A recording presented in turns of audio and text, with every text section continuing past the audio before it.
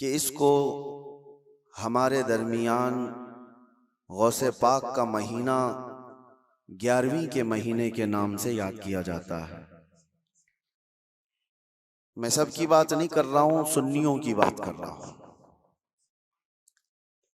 اور سرکار سیدنا عبد القادر جیلانی غوث العظم بغدادی رضی اللہ تعالی عنہ کے یاد میں تقریباً پوری دنیا اپنے اپنے انداز سے خراج عقیدت پیش کرتی ہے، نیاز، ایصال ثواب، بہت ساری باتیں۔ آج میں ایک بات عرض کرنا چاہتا ہوں کہ اللہ کا ولی کون ہے؟ ہم تو انہیں سلطان الاولیاء کہتے ہیں۔ سلطان الاولیاء ہیں کیونکہ اللہ تبارک و تعالیٰ کے مقدس بندوں میں کچھ وہ ہیں جن کو اللہ تعالیٰ نے اپنی محبوبیت کے لیے چن لیا ہے۔ انبیاء کرام علیہ السلام کا سلسلہ جب ختم ہوا، حضور پاک صلی اللہ علیہ وسلم آخری نبی ہیں، ان کے بعد قیامت تک کوئی دوسرا نبی نہیں آئے گا۔ تو نبیوں کا جو کام کیا جانا ہے، اس کام کو لے کر آگے بڑھانے والے امت کے وہ صالحین کو اولیاء اکرام کہا جاتا ہے۔ اور ولی ہوتا کون ہے؟ ولی کا کوئی خاص چہرہ، خاص لباس یا کوئی ایسی چیز نہیں بتائی گئی، لیکن قرآن نے کہا ان اولیاءہ الا المتقون، اللہ کے ولی صرف وہ ہوتے ہیں جو متقی ہوتے ہیں۔ اور متقی کون ہوتا ہے؟ متقی کس کو کہتے ہیں؟ تقوی والا، یہ عربی کا لفظ ہے۔ متقی کس کو کہتے ہیں؟ اس کی بہت ساری ڈیفینیشن ہے، ایک چیز میں بتاؤں۔ حضور پاک صلی اللہ علیہ وسلم نے فرمایا کچھ چیزیں حلال ہیں، کچھ چیزیں حرام ہیں۔ حلال بھی سب کو پتا ہے یہ حلال ہے، حرام بھی سب کو پتا ہے یہ حرام ہے، جو واضح ہے، جس میں کوئی شک نہیں۔ لیکن حلال اور حرام کے بیچ میں کچھ چیزیں ایسی ہیں جن کے بارے میں شک ہوتا ہے کہ حلال ہے کہ نہیں ہے، حرام ہے یا نہیں۔ تو فرمایا گیا ایسی شک والی چیزوں کو چھوڑ دینے کا نام تقویٰ ہے، حرام چیزیں چھوڑنے کا نام نہیں۔ حرام چیزیں چھوڑنا تو مسلمان کے لیے ضروری ہے، شراب نہیں پیتا، چوری نہیں کرتا، زنا نہیں کرتا، یہ ساری چیزیں نہیں کرتا، یہ تو مسلمان کے لیے ضروری ہیں۔ لیکن چند وہ چیزیں ہیں جو حرام اور حلال کے بیچ میں مشکوک ہیں، ان چیزوں کو بھی چھوڑ دینے کا نام تقویٰ ہے۔ اور تقویٰ دل سے ہوتا ہے، تقویٰ دل سے ہوتا ہے۔ اس طور پر سمجھ لیں کہ ہمیشہ اس کے سینے میں اللہ کا خوف ہو، ہر گھڑی اللہ تبارک و تعالیٰ کی خشیت ہو، اس کو تقویٰ کہا جاتا ہے۔ تقویٰ، اور تقوی کے بغیر کوئی ولی نہیں ہوتا۔ تقویٰ سب سے بڑی چیز یہ ہے کہ تقویٰ کراتا کیا ہے؟ ٹھنڈیوں میں بستر چھوڑ کر کھڑا ہو جاتا ہے بندہ اللہ کی عبادت کے لیے، تقویٰ ہے۔ رات کے وقت وہ جب لوگ سو رہے ہوں، یہ رب تعالیٰ کے حضور کھڑا ہو جاتا ہے، یہ اللہ کا خوف اس کو بستروں سے اٹھا دیتا ہے، یہ تقویٰ ہے۔ اللہ کا خوف اسے ایسی جگہوں کی طرف دیکھنے بھی نہیں دیتا جس کو دنیا عام طور پر دیکھتی ہے، یہ تقویٰ ہے۔ اللہ کا خوف اس کے سینے میں، اس کی آنکھیں محفوظ ہیں، اس کی زبان محفوظ ہے، اس کا دل محفوظ ہے، اس کے ہاتھ پیر محفوظ ہیں گناہوں سے، یہ تقویٰ ہے۔ اور یہ تقوی کے ساتھ ہی کوئی اللہ کا ولی ہوتا ہے۔ اللہ کا ولی وہ نہیں کہ لٹھ چھوڑ کر کے رکھا ہے بالوں کی، 10 انگوٹھیاں پہن کے گھوم رہا ہے اور کوئی بھی بابا بن کر کے لوگوں کو لوٹ رہا ہے، اس کو لوگ سمجھ لیے کہ اللہ کا ولی ہے۔ اللہ کا ولی وہ نہیں ہوتا۔ سب سے بڑی بات آپ کو میں بتاؤں، حضور پاک صلی اللہ تعالی علیہ وسلم کو چھوڑ کر کے کوئی اللہ تک پہنچ ہی نہیں سکتا۔ بخدا خدا کا یہی ہے در، نہیں اور کوئی مفر مقر، جو وہاں سے ہو یہی آ کے ہو، جو یہاں نہیں تو وہاں نہیں۔ بے ان کے واسطے خدا کچھ عطا کرے، ہاشا غلط غلط یہ ہوس بے بصر کی ہے۔ حضور کو چھوڑ کر کے کوئی ڈائریکٹ جانے والا راستہ ہے ہی نہیں، نبی پاک صلی اللہ علیہ وسلم۔ اب یہ بات میں کیوں کہہ رہا ہوں؟ کچھ وہ لوگ جو ولی بننے کا دعویٰ کر رہے ہیں، ڈھکوسلا ہے، جن کے ہاں حضور پاک کی شریعت کا کوئی لحاظ نہیں، حضور سے اگر محبت ہو تو حضور کی سنت سے بھی محبت ہو، حضور سے اگر محبت ہو تو حضور کی شریعت سے محبت ہو۔ نبی پاک صلی اللہ تعالی علیہ وسلم کے صحابہ میں صدیق اکبر سے بڑھ کر ولی کون ہے؟ فاروق اعظم کی طرح ولی کون ہے؟ عثمان غنی کی طرح اللہ کا ولی کون ہے؟ حیدر کرار تو شاہ ولایت ہیں، ولیوں کے سردار ہیں۔ تو مجھے آپ بتاؤ، یہ صحابہ میں سے کبھی کوئی ایسا صحابی جو رسول اللہ کی اقتداء کرنے میں پیچھے رہ گیا ہو، کوئی نماز قضا کرتا ہو، شریعت کی دھجیاں اڑاتا ہو؟ کوئی ایک بھی صحابی آپ کو ایسا نہیں ملے گا، ایک بھی صحابی نہیں ملے گا، کیونکہ سب کو پتا ہے رسول پاک صلی اللہ علیہ وسلم کا دروازہ چھوڑ کر اللہ تک نہیں پہنچ سکتا، کوئی نہیں پہنچ سکتا۔ اب میں یہاں پر آپ کو ایک مثال دے دوں کہ بغداد میں ایک بار یہ مشہور ہو گیا کہ ایک اللہ کے ولی دریائے دجلہ کے پاس آئے، بہت عبادت کرتے ہیں، بہت توجہ سے۔ غوث پاک کا زمانہ ہے، سرکار غوث پاک کو جب یہ خبر ہوئی کہ ایک کوئی بڑے ولی آئے ہیں دریائے دجلہ کے پاس عبادت کر رہے ہیں، تو آپ نے کہا اللہ کے ولیوں سے ملاقات یہ اپنے آپ میں ایک عبادت ہے، میں ان سے ملاقات ضرور کروں گا۔ تو سرکار غوث پاک بھی چلے گئے دریائے دجلہ کے پاس کہ وہ اس اللہ کے ولی سے میں ملاقات کروں۔ جب وہاں پہنچے تو پتا چلا کہ وہ صبح ہی وہاں سے رخصت ہو گئے تھے، چلے گئے تھے، غوث پاک سے ان کی ملاقات نہیں ہو پائی۔ لیکن لوگوں میں مشہور تھا، سارے لوگ دیکھ رہے تھے، وہ کنٹینیو عبادت کرتے تھے، مسلسل عبادت کرتے تھے۔ تو غوث پاک رضی اللہ تعالیٰ عنہ جب لوگوں سے پوچھتے ہیں وہ عبادت کہاں کرتے تھے، لوگوں نے بتایا وہ جو جگہ تھی وہ ریت پر جو ہے دریا کے کنارے جو ریتی پڑی ہوئی تھی اسی پر عبادت کرتے تھے۔ غوث پاک غور سے نشانیاں دیکھتے ہیں، ان کے سجدوں کے نشان تھے، ان کے ہاتھوں کے پیروں کے نشان تھے۔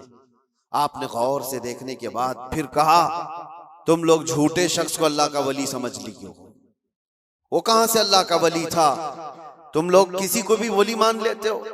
لوگوں نے کہا آپ نے تو دیکھا نہیں اور ایسی ہی آپ کہہ رہے ہیں، ہم تو ان کو مسلسل عبادت کرتے ہوئے دیکھ رہے تھے، کوئی نماز قضا تو نہیں کرتے تھے۔ غوث پاک کا معیار دیکھیں، کس کو وہ اللہ کا ولی سمجھتے تھے، کسوٹی۔ سرکار غوث پاک فرماتے تم نے دیکھا ضرور ہوگا لیکن میں ان کے نشانات دیکھ رہا ہوں، سجدے میں جانے کے، ہاتھوں کے نشان یہاں نظر آ رہے ہیں۔ لوگوں نے پوچھا اس سے کیا سمجھ میں آیا آپ کو؟ کہا دیکھو 10 انگلیاں ریت پر ایسی کھلی ہوئی پڑی دکھ رہی ہیں، اور میرا ماننا یہ ہے کہ جب نبی پاک صلی اللہ تعالی علیہ وسلم سجدہ کرتے تھے تو 10 انگلیاں ملی ہوئی ہوتی تھی، سجدے میں حضور پاک صلی اللہ علیہ وسلم کی انگلیاں ملی ہوئی ہوتی تھی، اور یہ شخص جس کو تم عبادت کرتا ہوا دیکھ رہے ہو اس کی انگلیاں پوری پھیلی ہوئی ہیں، جو حضور کی سنت پر عمل نہیں کرتا میرے نزدیک وہ ولی ہو نہیں سکتا، وہ ولی نہیں ہو سکتا۔ ایک سنت کو ترک کرنے پر غوث پاک فرماتے ہیں کہ میں اس کو نہیں مانتا ولی۔ اب آپ اندازہ کریں لوگوں نے تو پتہ نہیں کس کو ولی بنا لیا ہے، کیسے کیسے باباؤں کے پیچھے یہ گھوم رہے ہیں، وہ ایسے بابا جن کے نماز کا کوئی ٹھکانہ نہیں، دن بھر قوالی میں بیٹھے رہتے، نماز کے بارے میں پوچھو تو کہیں گے مکہ میں پڑھتے ہیں، مدینے میں پڑھتے ہیں۔ کچھ وہ بھی ہیں جو دل کی نمازوں کی بات کرتے ہیں، یہ سب شیطان ہے۔ شیطان اس طرح کے چہرے بنا کر کے امت کو گمراہ کرتا ہے۔ ہمارے علاقے میں ایک مرید صاحب آئے ہوئے تھے کافی سال پہلے، کسی پیر صاحب کے، انہوں نے کہا تھا کہ ہمارے پیر صاحب کی نماز اللہ نے معاف کر دیا ہے۔ میں نے پوچھا تھا کہ کیوں؟ کہا اتنا تقویٰ ہو گیا، اتنی عبادت کیے ہیں کہ ان کو اب یہ ظاہری نماز کی ضرورت نہیں ہے، وہ باطنی نماز پڑھتے ہیں۔ میں نے ان کو ایک سپرے مارا تھا، وہ ابھی تک آئے نہیں واپس۔ کہا شریعت میں 4 لوگوں پر نماز معاف ہے، 4 لوگوں پر نماز معاف ہے، نابالغ بچہ ہو تو نماز معاف ہے، بھی مطلب اس پر نماز فرض ہی نہیں ہے، دوسرے پاگل ہو دماغی نہیں ہے تو بھی نماز معاف ہے، اور تیسرے عورت کی جو ماہواری آتی ہر مہینے، حیض کے دنوں میں عورت کو نماز معاف ہے، چوتھے بچے کی ولادت ہو جائے عورت، اس کے بعد اس کو نفاس جو آتا ہے وہ 40 دن تک بھی ہو سکتا ہے، میکزیمم اتنے دن عورت کو نماز معاف ہے۔ یہ 4 لوگ ہیں جن کو نماز معاف ہے۔ میں نے مرید صاحب سے کہا تھا پیر صاحب کو پوچھ لینا ان 4 میں آپ کیا ہو؟ یا تو تمہارا پیر نابالغ ہوگا اس لیے نماز معاف ہو گئی، یا تو پاگل ہوگا اس لیے معاف ہے، یا تو پھر وہ 2 کیٹیگری جو بڑی ڈینجر ہے۔ پوچھ لینا میرے عزیزو، غوث پاک پر نماز معاف نہیں ہوئی تو اے رے غیر نتھو کھیرے کی بات کیا ہے؟ سلطان الاولیاء غوث پاک رضی اللہ تعالیٰ عنہ کے ساتھ یہ ہوا تھا، آپ نماز پڑھ رہے تھے، بادل کا ٹکڑا ایک سایہ بن کر کے آپ کے اوپر طاری ہوا اور اس سے آواز آنے لگی، اے عبد القادر میں نے تجھ پر سارے حرام کو حلال کر دیا ہے، میں نے تجھے نماز معاف کر دی ہے، تو نے اتنی عبادت کر ڈالی۔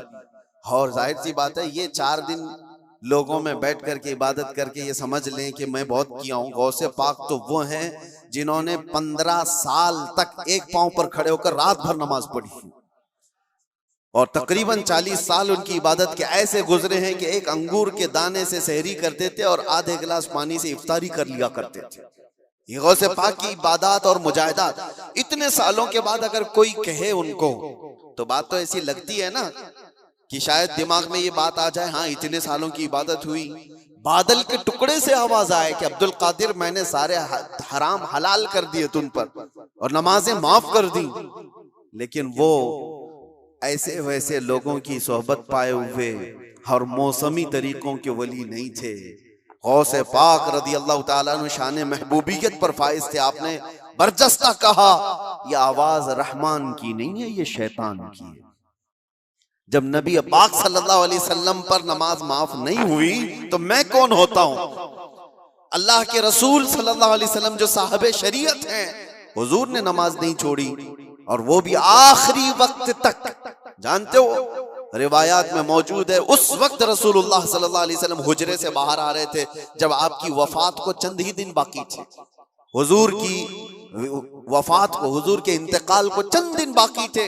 حضرت ابوبکر صدیق امامت کر رہے تھے، لیکن اس کے باوجود رسول پاک صلی اللہ علیہ وسلم سخت علالت کے بعد حجرے سے باہر تشریف لائے تھے، اس حالت میں کہ روایات میں موجود ہے حضور 2 صحابہ کے کندھوں پر ہاتھ رکھ کر کے باہر آ رہے تھے، پیر زمین پر نہیں لگ رہے تھے۔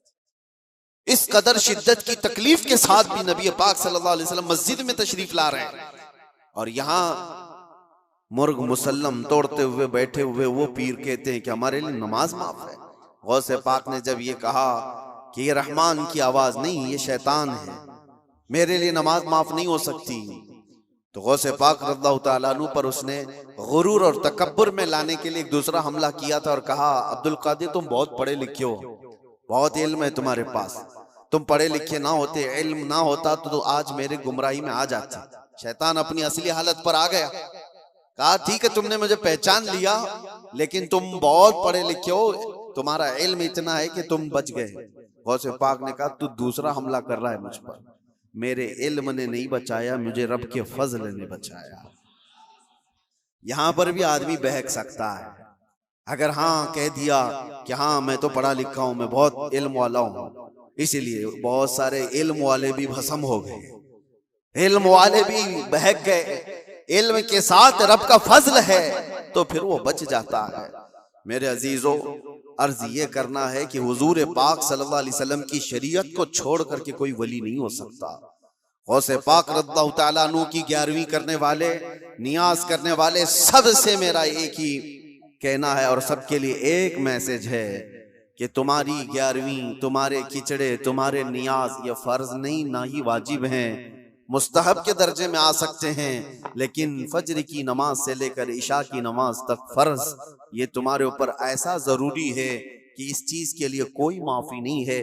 1 سال تم نے دیگ نہیں بنائی، نیاز نہیں کی تو قیامت کے دن نہیں پوچھا جائے گا کہ تم غوث پاک کی فاتحہ کرتے تھے کہ نہیں کرتے تھے، یہ سوال نہیں ہوگا، لیکن یہ سوال ضرور ہوگا کہ فجر میں اٹھے کیوں نہیں تھے، یہ سوال ضرور ہوگا اتنی نمازیں قضا کیوں ہوئی تم سے۔ میرے عزیزو، نوافل اور مستحبات میں پڑی ہوئی یہ امت، میں منع نہیں کرتا، آپ شوق سے، ہم بھی کرتے غوث پاک رضی اللہ تعالیٰ عنہ کے دربار میں ایصال ثواب کے لیے، مرحومین کے لیے ہم نیاز، فاتحہ، ساری چیزیں کرتے ہیں، لیکن اس کا مطلب یہ نہیں ہے کہ کل وہی ہے، اور اللہ تبارک و تعالیٰ کی یہ عبادتیں کچھ معنی نہیں رکھتی، نماز نہیں ہے، قرآن نہیں ہے۔ عزیزان گرامی، میں ان لوگوں سے پوچھتا ہوں جو 2-3 گھنٹے قوالیوں پر رقص کرتے ہیں، قرآن کی ایک سورہ بھی تو سن کے دکھاؤ، وہ رب کا کلام ہے، اللہ کا کلام ہے۔ کسی قاری قرآن سے تم قرأت سن کر کے جھومو، پھر پتہ چلے کہ ایمان تمہارے دل میں کتنا ہے۔ ڈھول باجوں پر رقص کرنے والی قوم، ایمان سے اگر تعلق ہے تو ان خرافات میں نہیں جا سکتا کبھی۔ ایمان مضبوط کرو، اولیاء کاملین کی جماعت سے وابستہ رہنا یہ ضروری ہے، لیکن اس کا مطلب صرف یہ نہیں جو بنایا گیا ہے۔ ہم سنیوں پر ایک بڑا الزام یہ لگایا جاتا ہے کہ یہ صرف چادر گاگر جلوس فاتحہ نیاز 11ویں والے لوگ ہیں۔ میرے عزیزوں، وہ ایک پارٹ ہے۔ ظالموں نے جس طرح کا یہ ہمارے اوپر الزام لگا کر رکھا ہے کہ یہ سجدے کرنے والے لوگ ہیں، قبر کی پوجا کرنے والے لوگ ہیں، اور مزارات اولیاء پر جا کر شرک و بدعت کرنے والے لوگ ہیں، دنیا کو یہ پھیلا کر کے رکھا گیا۔ ہم اس سے برات کا اظہار کرتے ہیں۔ ہم سنی مزار کو سجدہ تو چھوڑو، ہم رسول کو بھی سجدہ نہیں کرتے۔ سجدہ صرف اور صرف اللہ وحدہ لا شریک کے لیے ہے، عبادت صرف اللہ رب العزت کے لیے ہے۔ سجدہ تو دور کی بات، جھکنا بھی جائز نہیں ہے، جھکنا بھی جائز نہیں ہے۔ ہم اس عقیدے کے حامل ہیں، الحمدللہ مزارات پر جاتے ہیں تو شرک و بدعت کے لیے نہیں، میرے مصطفیٰ کے فرمان پر جاتے ہیں، حضور پاک صلی اللہ علیہ وسلم کے فرمان کی بنیاد پر جاتے ہیں۔ اور رہی بات اولیاء کاملین کے مزارات پر جا کر دعا کرنا، یہ قرآن سے ہم اخذ کرتے ہیں کہ سیدنا زکریہ علیہ السلام، زکریہ علیہ السلام اللہ کے نبی ہیں، پتہ ہے بیت المقدس کے امام، قرآن میں ہے 3 پارے میں، سورہ آل عمران، آپ پڑھ کر کے دیکھنا۔ ان کو اولاد نہیں تھی، 90 سال کی قریب عمر ہو گئی تھی، لیکن اسی وقت بیت المقدس میں حضرت بی بی مریم کو لایا گیا تھا۔ حضرت بی بی مریم کا بھی معاملہ ایسا ہے، ان کی والدہ منت کری تھی، ان کے والد عمران، ان کی والدہ حنا، ان کو بھی اولاد نہیں تھی، انہوں نے منت کی تھی کہ اللہ اگر ہم کو تو بیٹا دے تو ہم بیت المقدس کی خدمت میں وقف کریں گے۔ بیٹا نہیں ہوا، بیٹی ہوئی۔ منت کے مطابق انہوں نے اپنی بیٹی کا نام مریم رکھا اور لا کر کے بیت المقدس میں وقف کر دیا بچپن میں۔ تو کس کو دیا جائے گا؟ جو بیت المقدس کے امام تھے، متولی تھے، حضرت زکریا علیہ السلام، ان کے ہاتھ میں دیا گیا کہ بچی وقف ہے۔ حضرت زکریا علیہ السلام نے قبول کیا اور ایک محراب میں بچی کو رکھتے تھے۔ قرآن میں یہ ذکر ہے، میں بتا رہا ہوں آپ کو۔ اور حضرت زکریا علیہ السلام کہتے ہیں کلما دخل علیہا زکریا المحراب وجد عندها رزقا قالت یا مریم انا لکی هذا قالت هو من عند اللہ ان اللہ یرزق من یشاء بغیر حساب۔ جب حضرت زکریا علیہ السلام محراب مریم میں جاتے تو کہتے ہیں قسم قسم کے پھل وہاں پر رکھے ہوئے پاتے تھے۔ تو حضرت زکریا پوچھتے مریم یہ سب تیرے پاس کہاں سے آتا ہے؟ حضرت مریم کہتی ہے سب اللہ کی طرف سے ہے، اللہ جسے چاہے بے حساب رزق دیتا ہے۔ مریم کون ہے؟ نبی نہیں ہے حضرت مریم، ہاں اللہ کی ولیاں ہیں، پاکیزہ مقدس ہستی، لیکن ان کو اللہ تبارک و تعالیٰ نے وہ کرامات سے نوازا تھا، وہ بچپن میں پھل وغیرہ ان کو رزق کے طور پر پہنچ رہا تھا۔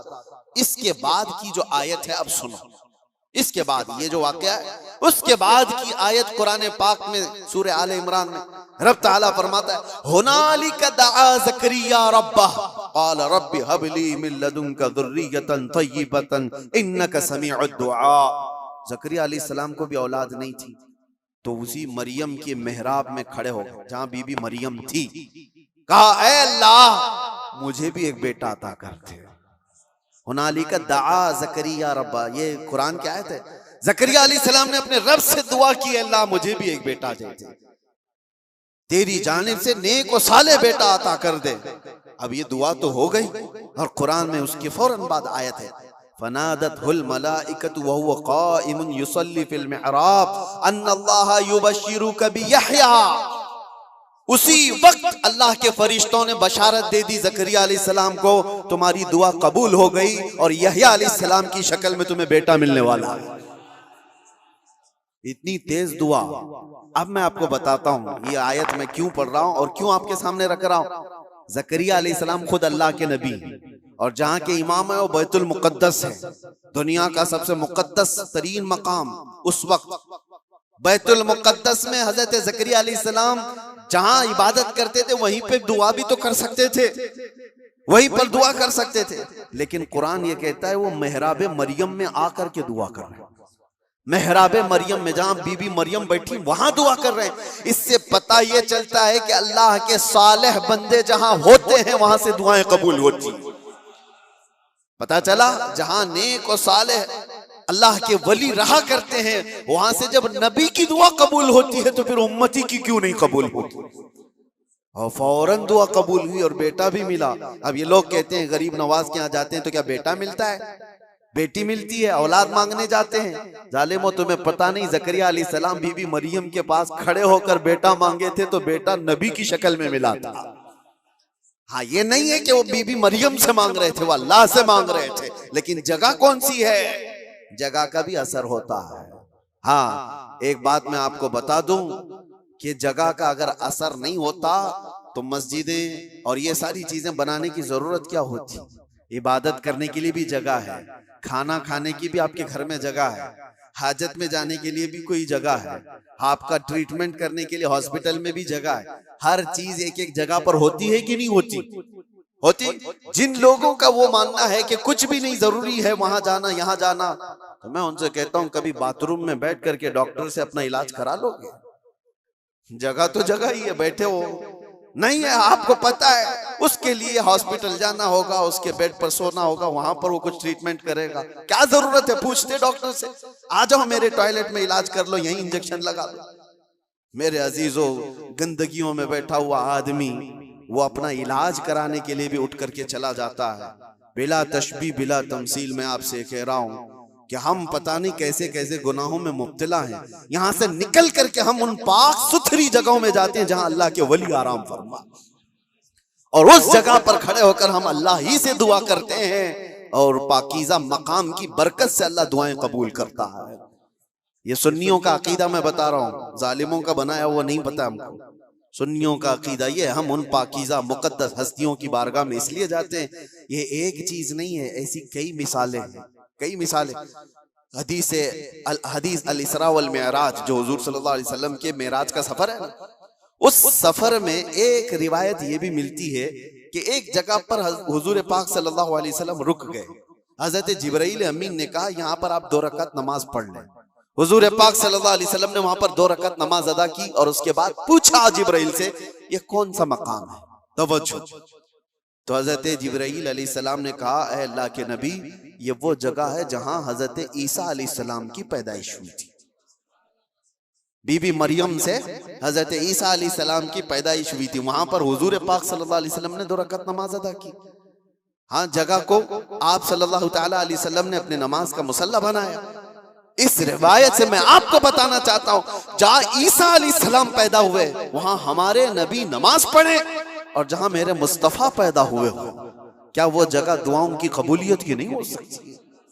صرف اتنا ہی نہیں میرے عزیزوں، مقدس مقامات کو اللہ تبارک تعالیٰ نے خود فرمایا ہے کہ آپ خانہ کعبہ جاتے ہیں طواف کرنے کے لیے، طواف کرنے کے بعد جیسی طواف ختم ہوتا ہے اس کے بعد سب سے پہلا کام آپ کا کیا ہے؟ قرآن کہتا ہے پہلے پارے میں وَاتَّخِذُوا مِن مَقَامِ إِبْرَاهِيمَ مُصَلَّى، مقام ابراہیم کو اپنی نماز کی جگہ بنا لو۔ مقام ابراہیم ہے کیا چیز؟ مقام ابراہیم کیا ہے؟ جا کر کے آپ دیکھنا اس میں ایک پتھر ہے جس پہ حضرت ابراہیم علیہ السلام کے 2 پیروں کے نشان ہیں، بس اس کے علاوہ کیا ہے؟ ایک پتھر ہے اس پر ابراہیم علیہ السلام کے 2 پیروں کے نشان ہیں۔ تو اس پتھر کے پاس رب تبارک و تعالیٰ فرماتا ہے تم اپنی نماز پڑھو، حاجی ہو کہ معتمر ہو کہ خالی طواف کرنے والا ہو، 7 چکر طواف کے بعد مقام ابراہیم پر وہ ضرور 2 رکعت نماز پڑھے گا، 2 رکعت نماز پڑھے گا۔ ان کو پتہ نہیں جو اعتراض کرنے والے وہ پوچھتے نہیں کہ پتھر کو عبادت کر رہے ہیں لوگ، یہاں پہ پتھر کو سجدہ کرنے جا رہے ہیں۔ نہیں ظالموں، پتھر کو سجدہ نہیں کر رہے، یہ رحمان کا حکم ہے، رحمان کا حکم ہے، اس لیے حکم ہے کہ وہ پتھر اب افضل ہو گیا جس پر اللہ کے نبی کے پیروں کے نشان ہیں، جس پر کھڑے ہو کر ابراہیم علیہ السلام نے پورے کعبے کی عمارت تعمیر کی تھی، وہ پتھر افضل ہو گیا۔ اب آپ سوچو پتھر کھڑے ہونے والے نبی کی وجہ سے افضل ہے تو پھر وہ نبی کتنے افضل ہے۔ ہاں ان کے قدم کتنے افضل ہیں، ہم تبرکات والے لوگ ہیں اس لیے ہم ان کی نہیں مانتے. ہم تو چھوٹی سی بھی کوئی چیز نسبت کی ملتی ہے تو ہم اس کو احترام سے سر آنکھوں پر رکھتے ہیں. آج بھی بحمدہ تعالی حضور پاک صلی اللہ علیہ وسلم کے منہ مبارک پوری دنیا میں دیکھے تو سنیوں کے پاس ہی ملے گی، کیونکہ قدر ان کو ہی ہے اور وہ چاہتے ہیں کہ حضور پاک صلی اللہ علیہ وسلم سے ریلیٹڈ جو بھی چیز ہے وہ عظمت والی ہے. اولیاء کاملین کی بات کر رہے ہیں میرے عزیزو، بہت ساری باتیں ہیں. اب آپ کو میں بتاتا ہوں جو ایک بڑا سوال یہ ہے کہ یہ اولیاء کرام کے لیے کہانیاں گڑھ لیتے ہیں لوگ. کرامت کرامت کرامت کہتے ہیں. جو کرامت کا انکار کر رہا ہے وہ قرآن کا انکار کر رہا ہے. ہاں ہر ولی کی کرامت تو قرآن سے میں نہیں بتا رہا، لیکن اللہ تبارک و تعالیٰ نے جو فرمایا وہ آپ کو بتا رہا. ہم نے کہا غوث پاک رضی اللہ تعالیٰ عنہ، اب چند باتیں میں سرکار غوث پاک کی بتا کر اس اعتراض کا جواب دیتا ہوں.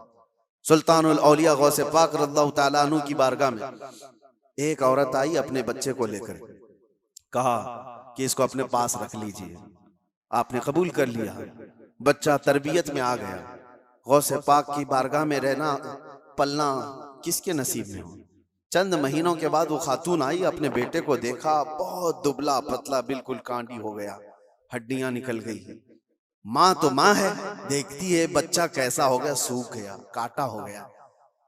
تو اس نے دیکھا کہ غوث پاک کہاں ہے، جا کر کے دیکھتی ہے اندر تو غوث پاک کے دسترخوان پر اچھی اچھی غذائیں تھی، کچھ مرغ گوشت وغیرہ رکھے ہوئے تھے، اور یہ بوڑھی عورت کا بیٹا سوکھی روٹی پانی میں بھگو کر کھا رہا ہے، کونے میں بیٹھا ہوا. اب ایک ماں کو لگے ہی بات، خود اتنا اچھا کھانا کھا رہے ہیں، میرے بیٹے کو پرورش میں رکھیں، کیسا کھانا کھلا رہے اس کو. اس عورت نے کہا یہ کیسی تربیت ہے سیدنا عبد القادر، یہ کیا ہے، میرا بچہ تو ایسا ہے. آپ نے جواب کچھ نہیں دیا. تھوڑی دیر کے بعد کھانا ختم ہونے کے بعد ان ہڈیوں کو ایسے جمع کیا اور کہا قم باذن اللہ، اللہ کے حکم سے اٹھ جاؤ. ایک مرغی پھڑ پھڑاتی ہوئی کھڑی ہوگی. ہاں آپ نے کہا کہ جب تیرا بچہ اس قابل ہو جائے تو وہ بھی روز مرغی کھائے. اس کی تربیت چل رہی ہے، اس کی تربیت چل رہی. جب بندہ اپنے نفس کو مار لیتا ہے تو اللہ ساری طاقتیں اس کو عطا کرتا ہے. اللہ کے لیے جب بندہ دنیا چھوڑ دیتا ہے تو اللہ اس کا ہو جاتا ہے. تو غوث پاک کی یہ بات بتانے پر ایک صاحب مجھ سے کہہ رہے تھے کہاں سے آپ یہ ساری چیزیں لے کر کے آ گئے کہ ایک بندہ بھی کسی چیز کو زندہ کر رہا ہے. انہوں نے یہ نہیں دیکھا کیا غوث پاک نے کیا کہا، اللہ کے حکم سے اٹھ جا. گفت ہے وہ گفت ہے خدا بوت، فارسی میں کہا جاتا ہے اللہ کا ولی اس مقام پر پہنچ جاتا ہے کہ جب وہ بولتا ہے تو زبان اس کی ہوتی ہے، کلمہ اللہ کا ہوتا ہے، کلمہ اللہ کا ہوتا ہے. غوث پاک کی اس کرامت پر اعتراض کرنے والے، تمہیں پتہ نہیں مردوں کو زندہ کرنا، اگر یہ صرف اور صرف آپ یہ کہتے ہیں کہ اس کی وجہ سے شرک ہو جائے گا، شرک کا عقیدہ، اللہ کا کام یہ زندہ کرنا اللہ کا ہی کام ہے. لیکن اللہ اگر کسی کو یہ طاقت دے دے تو کیا ابراہیم علیہ السلام کا واقعہ قرآن میں نہیں ہے؟ 4 پرندے لے لو، ان کو ذبح کرو، ان کا قیمہ کرو، مکس کرو، 4 پہاڑوں پر رکھ کر کے آؤ، 3 پارے میں ہے. اور ابراہیم علیہ السلام نے 4 پرندوں کو ذبح کیا، ان کا قیمہ کیا اور الگ الگ پہاڑوں پر رکھ کر آئے. اور پھر اللہ نے فرمایا ہر پرندے کا نام لے کر بلاؤ، ثم ادعوہن یأتینک سعیا. قرآن میں پرندوں کو جب سے ابراہیم علیہ السلام نے پکارا وہ اڑتے ہوئے آئے اپنی اپنی منڈیوں کے ساتھ، اور ادھر جو گوشت تھا وہ پورا جسم بن گیا اور سب کے سب اپنے اپنے منڈیوں سے جڑ گئے اور زندہ پرندہ ہو کر اڑ گئے. یہ واقعہ قرآن میں موجود ہے.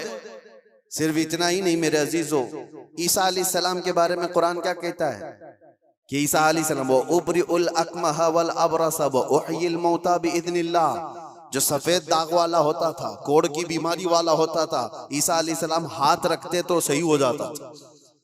اور کبھی مرے ہوئے آدمی کو ٹھوکر مارتے تو زندہ کھڑا ہو جاتا تھا. مٹی کے پرندے بناتے، پھونک مارتے وہ اڑنے لگ جاتے تھے. یہ ادھر ادھر کی کتابوں کی بات نہیں کر رہا ہوں، قرآن کی بات کر رہا ہوں. قرآن میں موجود ہے. اللہ کے نبیوں کو اللہ نے یہ طاقت عطا کی تھی. میرے عزیزو، غوث پاک رضی اللہ تعالیٰ عنہ کی اس کرامت پر اعتراض کرنے والے وہ صرف ظاہر کو دیکھتے ہیں. غوث پاک امت مصطفیٰ کے ولی کامل ہیں، رسول اللہ کی امت کے وہ اولیاء کے سردار ہیں. اللہ نے ان کو وہ طاقت عطا فرمائی تھی کہ جب وہ کسی چیز کو ہاتھ لگا دیتے تو اللہ ان کی اس چیز کو پوری فرما دیتا تھا۔ اب آپ کو چند کرامتوں کے بعد یہ بھی میں بتا دوں، ایک بار غوث پاک رضی اللہ تعالیٰ عنہ بیان کر رہے تھے اور ایک چیل اڑتی ہوئی آئی اوپر سے، بہت چین چین چین آواز کر رہی تھی، تو مجمع میں ادھر سے ادھر لوگ دیکھنے لگ گئے، ڈسٹرب ہو جاتا نا، یہاں ہوتا ہے ابھی تھوڑی سی آواز ادھر آ جائے تو سب کی گردنیں ادھر ہو جائیں گی، اور غوث پاک کے مجمع میں یہ بے ادبی ہے، حضور غوث پاک خطبہ دے رہے ہوں اور ادھر ادھر کوئی چہرے اٹھائے تو آپ نے صرف اور صرف گھور کر کے اس چیل کو دیکھا، اس کی منڈی الگ اور دھڑ الگ گر گئے، وہ مر کے تڑپنے لگی، ختم ہو گئی۔ آپ کا خطبہ چلتا رہا، اب کوئی گردن اٹھا کے دیکھتا بھی نہیں تھا، سب غوث پاک کی طرف کہ وہ نگاہ جلال جو چیل پر پڑی تھی کہیں اور بھی نہ پڑ جائے۔ سب کا انہماک توجہ کے بعد جب غوث پاک کا خطبہ ختم ہوا تو ایسا نہیں کہ آپ اس چیل کے پاس گئے، اس کے منہ کو اٹھایا، اس کے دھڑ سے لگایا، کہا قم باذن اللہ، اللہ کے حکم سے اڑ جا، وہ چیل پھر سے زندہ اڑتی چلی گئی۔ یہ کرامات کے باب میں ہے، یہ کرامات، اس کو کیا کہتے ہیں؟ کرامت معجزے کا پرتو ہے، اللہ کے ولی کے ہاتھ سے ایسا کام جو عام آدمی نہیں کر سکتا، اور یہ خصوصی طاقت اللہ تعالیٰ نے اپنے بندوں میں ان اولیاء کو دی ہے جو متقی اور پرہیزگار ہوتے۔ اب میں آپ کو بتاتا ہوں، وقت کم ہے، یہ کہتے ہیں کہانیاں ہیں، یہ لوگوں کی بنائی ہوئی داستانیں ہیں، میرے عزیزو تم کو ماننا اور نہ ماننا یہ ہمارے لیے ضروری نہیں، اور نہ ہی ہم کسی کو منوانے جا رہے ہیں۔ بات اتنی ہے کہ حضرت سلیمان علیہ السلام کے دربار میں بھی یہ بات ہوئی تھی کہ سلیمان علیہ السلام کے دربار میں سارے پرندے حاضر تھے، ایک پرندہ نہیں آیا تھا، ہدہد لیٹ سے آیا، سلیمان علیہ السلام جلال میں کہا اس کو میں سزا دے دوں گا، بہت دیر کے بعد آیا، پوچھا کہ تیرا عذر بتا، کیوں تو تاخیر سے آیا؟ یہ بھی قرآن کی بات کر رہا ہوں، 19ویں پارے میں اٹھا کر کے آپ پڑھ لینا اس کو۔ اس نے کہا اے اللہ کے نبی، میں اڑتے اڑتے ایک ایسی جگہ پر چلا گیا تھا جہاں دیکھا لوگ شرک کر رہے ہیں، سجدہ کر رہے ہیں ایک عورت کو، سجدہ کرتے ہیں سورج کو، اور ایک عورت ان کی حاکم ہے، عورت ان کے اوپر حکومت کر رہی ہے جس کا نام سبا بلقیس ہے۔ سلیمان علیہ السلام نے کہا اچھا ایسا ہے، تو جا کر کے اب سلیمان علیہ السلام نے کہا میرا خط دے دو، اللہ کی بارگاہ میں وہ سربہ سجود ہو جائے، شرک کو چھوڑے اور وہ ایمان لائے۔ خط لے جا کر کے دیا گیا، کون؟ پرندہ ہی۔ وہ عورت ماننے سے انکار کر دی، جو بھی معاملہ ہے، اور وہ لڑنا چاہتی تھی، اپنی فوج لے کر کے سلیمان علیہ السلام کے پاس آنا چاہتی تھی، فوج لے کر وہ نکلی، لیکن اس کے ساتھ ایک معاملہ تھا، وہ جس تخت پر بیٹھتی تھی وہ دنیا کا سب سے مہنگا تخت تھا، ایسا تخت تھا کہ سونے اور چاندی سے جڑا ہوا، ہیرے قیمتی اس پہ لگے ہوئے، اور اس تخت کی حفاظت کے لیے 7 دروازے بنے ہوئے، ہر دروازے پر سنتری پہرے دار کھڑے۔ سلیمان علیہ السلام کو یہ بات ہدہد نے بتائی، لیکن یہ تو ذکر قرآن میں اس کا نہیں ہے، لیکن سلیمان علیہ السلام کو یہ معلوم تھا کہ اس کا تخت ہے، وہ غیب کی جاننے والے کو ہی نبی کہا جاتا۔ آپ نے صرف اپنے مجمع میں اتنا کہا، سنا ہے بلقیس اپنے ہاں سے نکل، بلقیس کہاں رہتی تھی؟ یمن میں، سلیمان علیہ السلام کہاں رہتے تھے؟ فلسطین۔ آپ ڈسٹینس آج کے زمانے میں بھی ناپ کے دیکھ لینا کتنے کلومیٹر کا ہے، یمن کہاں ہے اور فلسطین کہاں ہے۔ سلیمان علیہ السلام نے اپنے مجمع میں صرف اتنا کہا، کوئی ہے جو بلقیس کے آنے سے پہلے وہ تخت میرے پاس لے کر آ جائے، جو تخت حفاظت میں ہے، 80 گز لمبا، 40 گز چوڑا، چھوٹا موٹا نہیں ہے، 80 گز لمبا، 40 گز چوڑا اور اتنا ہی موٹا۔ تو سلیمان علیہ السلام نے جب یہ کہا تو کس نے جواب دیا سب سے پہلے؟ وہ بھی قرآن میں، قال عفریت من الجن انا آتیک بہ قبل ان تقوم من مقامک۔ ایک جن کھڑا ہوا، جنات جو موکل حاضر کرنے کے لیے بابا لوگ چلے کر رہے ہیں، ان کو بھی بیان کر رہا ہوں میں۔ اور کچھ لوگ یہ سمجھتے ہیں جنات مل جانا چاہیے، ہاتھ میں وہ کر دوں گا، یہ کر دوں گا، جنات ہاتھ میں آ گئے تو پوری بینک لوٹ لوں گا، جن کو لگا دوں گا، تھیلے بھر بھر کے پیسے لا کر دے دے گا، جن کی حیثیت کیا ہے تمہیں پتہ بھی نہیں، کسی دن اٹھا کے تم کو ہی پٹک دے گا۔ جن کیا کہتا ہے قرآن میں ہے، اے اللہ کے نبی میں لا کے دوں گا۔ وہ تخت میں لا کر کے دوں گا. کب تک؟ آپ کی یہ مجلس ختم ہونے سے پہلے. ابھی اگر مجمع میں کوئی مجھ سے کہہ دے کہ حضرت جمعہ کا بیان ہونے سے پہلے میں ایک کام کر دوں گا، تو آپ کو سمجھ میں آ جائے گا کتنا ٹائم ہے، بس 4-5 منٹ کی بات ہوگی. اس جن نے کہا. اچھا یہ سننے کے بعد آپ کو بھی لگ رہا ہوگا جن نے کہا ہے تو ٹھیک ہے، لا کے دے سکتا ہے. جنات کی طاقت سب کے دماغوں میں بیٹھی ہوئی ہے. جن تو مطلب جن ہے، یہاں سے اڑا ادھر پہنچا، ادھر سے اڑا ادھر پہنچا، یہی دماغ میں ہے نا. کچھ بھی کر سکتا ہے جن، یہ سب کے دماغ میں ہے. لیکن سلیمان علیہ السلام نے اس جن سے کہا نہیں، اس سے بھی جلدی کوئی لا سکتا ہے. دوسرا جن نہیں کھڑا ہوا. کیا اس جن کو اتنی طاقت نہیں ہے میں لا سکتا ہوں؟ دوسرا جن نہیں کھڑا ہوا. قرآن کہتا ہے قال الذی عنده علم من الکتاب، کتاب کا علم جس کے پاس تھا، اللہ کا ایک ولی کھڑا ہوا سلیمان علیہ السلام کی امت میں.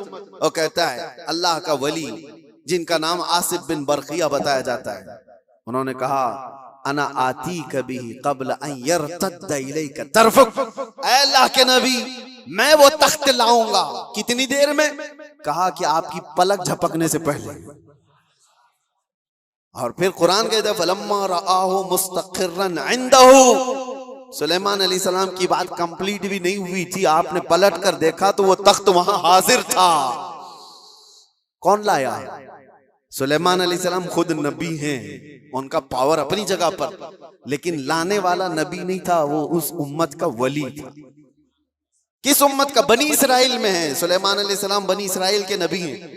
بنی اسرائیل کے ایک امتی ولی نے وہ تخت پلک جھپکنے سے پہلے حاضر کر دیا.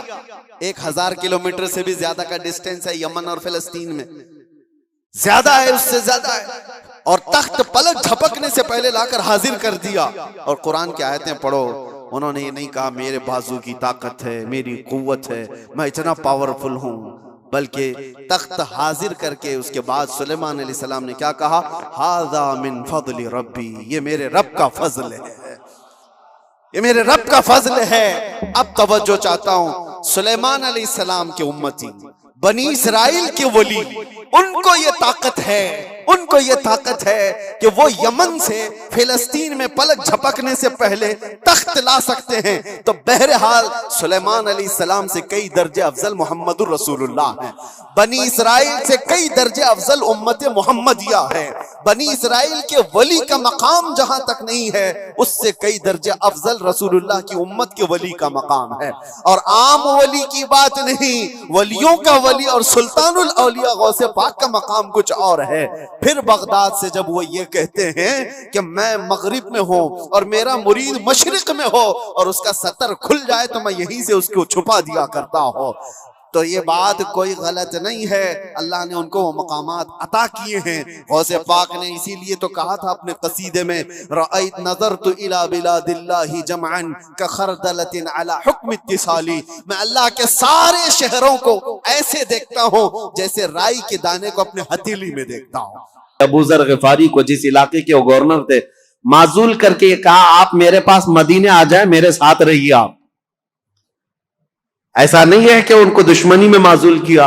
اور حضرت ابو ذر غفاری کو معزول کر کے اپنے پاس بلایا تو ایسا نہیں ہے کہ ان کے ساتھ بدسلوکی کی گئی، بلکہ حضرت ابو ذر غفاری کو حضرت عثمان نے کہا جب تک آپ مدینے میں رہیں گے آپ کی کفالت میرے ذمہ ہے، جتنا خرچہ جو کچھ بھی لگتا رہے گا وہ آپ میرے سے لیں گے.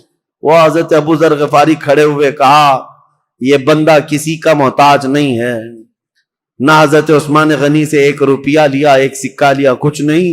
مدینے کے باہر ربضہ ایک علاقہ تھا، ویران جگہ تھی، وہاں کوئی نہیں رہتا تھا، تنہا پوری زندگی وہاں پر آپ نے بسر کر لی. ان کی بیوی ذات تھی، روایت میں موجود ہے جب ان کا انتقال ہوا تو ان کی بیوی چوراہے پر آ کر کھڑے ہو کر اعلان کرتی تھی کہ کوئی آ جائے، میرے شوہر کا انتقال ہوا، جنازہ اٹھانا ہے. جنازہ اٹھانے کے لیے وہ اعلان کرتی رہی. اس طرح کی زندگی گزار کر چلے گئے حضرت ابو ذر غفاری. تو وہ تو نہایت سادہ مزاج تھے. حضرت عثمان غنی نے ان کو اگر گورنری سے معزول کیا تھا تو صرف اس لیے، باقی ان کو کوئی اس طرح کی بدسلوکی کرنا یا ان کے ساتھ برا سلوک کرنا قطعاً مقصد نہیں تھا. اور کچھ صحابہ کے بعد حضرت عمرو بن عاص، یہ مصر کے فاتح ہیں، مصر فتح کرنے والے، ان کو کیوں آپ نے معزول کیا؟ اس کی وجہ یہ ہے کہ مصر کی آمدنی اچھی خاصی تھی، حضرت عمرو بن عاص اس پر توجہ نہیں دیتے تھے۔ حضرت عثمان غنی نے لکھ کر کے بھیجا کہ مصر کی آمدنی بڑھتی جا رہی ہے، آپ اس میں اضافہ کریں۔ حضرت عمرو بن عاص اس پر توجہ نہیں دیتے، تو آپ نے ان کو ہٹایا۔ عبداللہ بن ابی سرح ایک دوسرے وہاں پر صحابی تھے، ان کو مصر کی گورنری دی، اور حالانکہ دو علاقوں میں رہنے کی وجہ سے عمرو بن عاص اور عبداللہ بن ابی سرح کے درمیان کچھ نہ کچھ باتیں چلتی رہتی تھی، لوگ یہ کہتے تھے کہ دونوں کی بنتی نہیں، کچھ معاملات رہے ہوں گے۔ تو عبداللہ بن ابی سرح کو حضرت عثمان غنی نے مصر کا والی گورنر بنایا، انہوں نے 1 سال میں پورے مصر کی آمدنی کو ڈبل کر کے دکھایا۔ تو حضرت عثمان غنی کا فیصلہ برحق تھا، اس میں کسی کے بھی ساتھ حضرت عثمان غنی نے ناانصافی نہیں کی، لیکن دشمنان اسلام یہ لسٹ لے کر کے گھومتے ہیں کہ یہ بڑے بڑے صحابہ کو انہوں نے معزول کر دیا اور ان کی جگہ پر اپنے رشتہ داروں کو بٹھایا۔ حالانکہ عبداللہ بن ابی سرح جن کو گورنر بنایا تھا مصر کا، یہ حضرت عثمان غنی کا رشتہ دار تھے، لیکن چند سال نہیں گزرے ہوں گے حضرت عثمان نے ان کو بھی گورنری سے ہٹایا۔ یہ معاملات پیش آتے رہے، اب ایک فتنہ جنم لیتا ہے۔ اب میں آپ کو بتاؤں تاریخ کی وہ سچائیاں، بلکہ وہ کڑوی حقیقت جس سے آج تک پوری دنیا جوجھ رہی ہے مسلمانوں کی۔ آج تک پوری کائنات میں جتنے بھی مسلمان ہیں، یہ فرقے جو پیدا ہوئے، اس کی بنیاد کہاں سے شروع ہوئی؟ کس نے یہ بیج بویا تھا مسلمانوں کے بیچ؟ یہ فرقے کیسے پیدا ہو گئے؟ اتنی جماعتیں کیسے ہو گئی؟ یہ تاریخ آج سننا آپ کے لیے بہت ضروری ہے۔ حضرت عثمان غنی کے دور میں جو لوگ اسلام میں آئے تھے، میں کہہ رہا ہوں کہ یہ ضروری نہیں کہ سب کے سب مخلص اخلاص کے ساتھ آئے ہوں، کچھ تو ایسے ہی در پردہ تھے، منافقین بھی تھے۔ جب رسول اللہ کے زمانے میں تھے تو ان کے زمانے میں کیوں نہیں؟ ایک شخص ایسا ہے ایران کا رہنے والا، ایرانی لوگوں کو اس زمانے میں سخت خلش تھی عربوں سے۔ میں نے بتایا عربوں کی دشمنی تھی ان کے ساتھ۔ جب کسرا کی حکومت چلتی تھی تو ایرانیوں کی عربوں سے نہیں جمتی تھی، برسوں کی دشمنی ہے۔ عرب کا کوئی شخص ایران میں آ بھی جاتا تو اس کے کندھے کاٹ جاتے تھے۔ یہ بادشاہ ایک کا نام ہی ذوالأکتاف تھا، جو کندھے کاٹنے میں مشہور تھا عربوں کے۔ اور ایرانی اگر عربوں کے پاس آتے تو ایسا نہیں ہے کہ عرب انہیں چھوڑ دیتے تھے، عرب بھی جو ہے ان کے ساتھ بھرپور مقابلہ کرتے تھے۔ تو یہ دشمنی کے بعد جب اسلام آ گیا تو ظاہر سی بات ہے ایران میں اب مسلمان تھے، لیکن وہ عربوں کی حکومت کے نیچے تھے۔ حکومت کون کر رہا تھا ان کے اوپر؟ عرب کر رہے تھے۔ اور اسی ایران کے رہنے والے ایک باشندے کی بات تاریخ میں نے اس سے قبل بھی بیان کیا، لیکن آج بھی نوجوانوں بہت توجہ سے سننا اور تاریخ کا یہ نام ہمیشہ یاد رکھ لینا۔ عبداللہ بن سبا، ایک یہودی شخص، یہودی بھی اسلام میں آئے ہیں، عیسائی بھی آئے، یہودی تھا، یہ اسلام لایا۔ عبداللہ بن سبا، یاد رکھو عبداللہ بن سبا، یہ اسلام لایا، اور اسلام لانے کے بعد یہ مسلمانوں کی جماعت میں آیا، لیکن پکا مسلمان نہیں تھا، یہ یہودی ہی تھا۔ اس نے دیکھا کہ ان عربوں کی حکومت پوری دنیا میں پھیلتی جا رہی ہے، انہوں نے ایران کو فتح کر لیا، شام کو فتح کر لیا، روم کو فتح کر لیا۔ دل کے اندر جو کڑن تھی اور اس کا بدلہ لینے کے لیے ہمیشہ اس بات کے اندر انتظار میں رہتا تھا کہ کوئی کمی ان کی نظر آ جائے جس کو لے کر کے مسلمانوں میں ہم جماعتیں بنا دیں۔ تو عبداللہ بن سبا یہ وہ پہلا شخص ہے جو اسلام میں فتنہ انگیزی شروع کرنے کے لیے کیا کیا؟ حضرت عثمان غنی کی کمیاں گنانا شروع کیا جماعتوں میں جا جا کر کے۔ اس کی فتنہ انگیزیاں جب بصرہ میں پہنچی، بصرہ ایک شہر ہے عراق کا، تو حضرت مغیرہ بن شعبہ وہاں پر موجود تھے، تو انہوں نے اس کو شہر بدر کر دیا، وہاں سے نکال کر بھیج دیا۔ وہ کوفہ آیا، کوفہ کے جو والی تھے ان کو بھی سعید بن عاص، ان کو جب خبر ملی تو کوفہ سے بھی اس کو بھگا دیا گیا۔ عبداللہ بن سبا اب مصر پہنچا۔ مصر آنے کے بعد مصر کے نئے جو لوگ اسلام میں آئے تھے ان کے دلوں میں یہ بات ڈالنا شروع کیا کہ عثمان جو ہے ایک کمزور خلیفہ ہیں اور صرف رشتہ داروں کا خیال کرتے ہیں. اپنے رشتہ داروں کے لیے وہ بہت زیادہ پیسہ بھی دے دیتے ہیں, نذرانے بھی دیتے ہیں, جبکہ حضرت عثمان غنی اپنے رشتہ داروں کو جو مال دیتے تھے وہ بیت المال سے نہیں, وہ اپنے جیب خاص سے دیتے تھے. ان کا مال ہی اتنا تھا, وہ دیتے تھے, نوازتے تھے. اب میں آپ کو بتاؤں, عبداللہ بن سبا کا یہ فتنہ اثر کرنے لگ گیا لوگوں میں, مسلمانوں میں یہ بات آنے لگ گئی اپنے خلیفہ کے متعلق. اب انقلاب انقلاب نام سے کچھ نعرے شروع ہو گئے. کہاں پر؟ کوفہ میں انقلاب کے نام سے نعرے شروع ہوئے. حضرت سعید بن عاص ایک صحابی ہیں, وہ کوفہ کے گورنر تھے. انہوں نے دیکھا یہ کوفہ میں کیا ہو رہا ہے, لوگ روزانہ جیسے یہ پلے کارڈ لے کر کے اتر جاتے ہیں. اس زمانے میں وہ احتجاج کرتے رہتے تھے کہ ہم کو ایک نئی چیز چاہیے, تبدیلی چاہیے, انقلاب چاہیے. تو سعید بن عاص نے حضرت عثمان کو یہ لکھ کر بھیجا, کوفہ والے شاید مجھے پسند نہیں کرتے ہیں, یہ ابو موسیٰ اشعری کو پسند کرتے ہیں. تو حضرت عثمان غنی نے ان کو معزول کر دیا. سعید بن عاص کو کہا کہ تم اتر جاؤ, کوفہ والوں کی پسند کے مطابق ابو موسیٰ اشعری کو گورنر بناؤ. گورنر تو بنایا, لیکن کوفہ والوں کی وہ خواہش نہیں تھی. ابو موسیٰ اشعری بھی گورنر بنے, لیکن فتنہ ٹھنڈا نہیں ہوا. انقلاب انقلاب, کیونکہ یہودیوں کا ڈالا ہوا بیج تھا. انہیں پورے خلافت کو ہلانا تھا. خلافت کے نظام کی دشمن قوم اس دور میں بھی سب سے بڑی کوئی دشمن قوم ہے تو یہودی قوم ہے. میں آپ کو بتاؤں, مولانا محمد علی جوہر, مولانا شوکت علی, یہ آزادی کے موقع کے جو مشہور نام ہے, آپ کو پتا ہوگا, ان کی کتاب میں ایک بات انہوں نے لکھی ہے. وہ خلافت جب ختم ہو رہی تھی, ترکی کی خلافت عثمانیہ, اگرچہ نام سے خلافت قائم رہی, اور جب وہ ختم ہو رہی تھی تو یہ بیچارے دوڑ رہے تھے, بھاگ رہے تھے کہ نہیں, خلافت کو قائم کرنا ہے کسی نہ کسی کو. اور خلافت کمیٹیاں ہندوستان میں بھی بنائی تھی, بھائی کلہ میں آج بھی موجود ہے خلافت ہاؤس, یہ اس دور کا بنا ہوا ہے. اور آج بھی میلاد شریف کا جلوس جو ہے وہ خلافت ہاؤس سے نکلتا ہے. ممبئی والوں کو پتا ہے, نہیں پتا معلوم نہیں. خلافت ہاؤس آج بھی ہے بھائی کلہ میں.